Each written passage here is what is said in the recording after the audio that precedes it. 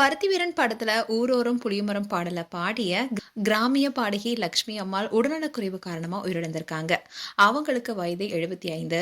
லக்ஷ்மி அம்மாள் மறைவு அவங்களுடைய ரசிகர்கள், கிராமிய கலைஞர்கள் பலரையுமே சோகத்துல ஆழ்த்திருக்கு. 2007ஆம் ஆண்டு இயக்குனர் அமீர் இயக்கத்துல வெளியான பருத்திவீரன் படத்துல ஊரோரம் புளியமரம் பாடல பாடி சினிமாவிலையும் நாட்டுப்புற கலைஞர்கள் மத்தியிலையும் புகழ் பெற்றாங்க.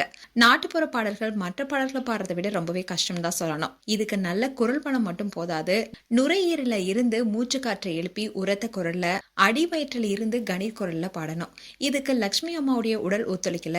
2016ஆம் ஆண்டு ரத்த நாளத்துல அடைப்பு ஏற்பட்டதுனால லக்ஷ்மி அம்மாவால பாட முடியாம போனுச்சு.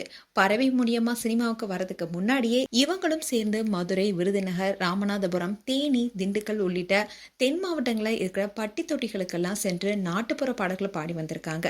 பறவை மூலியமா தூள் படம் மூலமா சினிமாவில் உச்சம் தொட்டதுக்கு அப்புறமா லக்ஷ்மி அம்மா தனியா நாட்டுப்புற பாடல் கச்சேரிகளுக்கு செல்ல ஆரம்பிச்சாங்க. அதுக்கப்புறமா பருத்திவீரன் படத்தின் மூலமா தான் சினிமாவில் பாட ஆரம்பிச்சாங்க. ஆனா லக்ஷ்மி அம்மாவால 6 பாடல்கள் மட்டுமே பாட முடிஞ்சது. அதுக்கு மேல உடல்நிலை சரியில்லாதனால சிகிச்சைக்காக பணத்தை செலவு செஞ்சு வறுமையில வாடி வந்தாங்க. இந்நிலையில தான் இன்னைக்கு காலமாக இருக்காங்க. அவங்களுக்கு வயது 75. லக்ஷ்மி அம்மாள் மறைவு அவங்களுடைய ரசிகர்கள், கிராமிய கலைஞர்கள் மட்டும் இல்லாம பலருமே சோகத்தில் ஆழ்த்திருக்கு. இந்த விஷயம் இப்ப சோசியல் மீடியால பெரிய அதிர்ச்சி ஏற்படுத்தியிருக்கு. அண்ட் இந்த செய்தியை கேள்விப்பட்ட பலரும் இவங்களுக்கு ஆழ்ந்த இரங்கலை தெரிவிச்சிட்டு வராங்க. மேலும் பாடகி லக்ஷ்மி அம்மாள் குறித்து உங்களுடைய கருத்துக்களை கமெண்ட் செக்ஷன் சொல்லுங்க. இது போன்ற வீடியோஸை பார்க்க நியூஸ் தமிழ் கிட்ஸ் சேனலை சப்ஸ்கிரைப் பண்ணுங்க. மறக்காம நோட்டிபிகேஷன் பட்டனை கிளிக் பண்ணுங்க.